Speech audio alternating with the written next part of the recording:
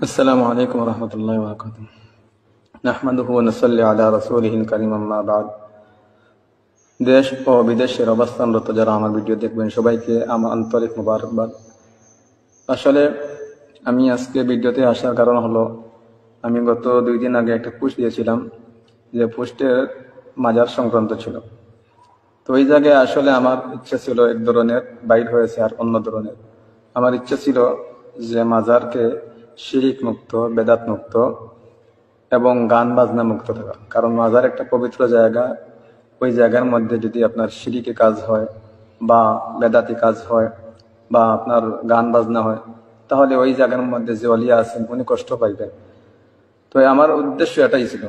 তা আসলে বাইর হয়েছে বড় আকারে একটা শব্দ, এজন্য আমি ক্ষমা প্রার্থনা করতেছি সবার কাছে। এটার জন্য আমি ভুল স্বীকার করতেছি, এটা আমার দ্বারা ভুল হয়েছে। আর এটা আপনারা ক্ষমার দৃষ্টিতে দেখবেন। আর অনেকে আমাকে ফোন দিয়ে বলতেছে যে আমি নাকি শাহজালাল সাহেবের বিরোধিতা করতেছি। আসলে আসলে আমার তো শাহজালাল সাহেব বা শাহফরান সাহেবের বিরোধিতা করবো কিসের জন্য? এটা তো প্রশ্নই তো আসে না।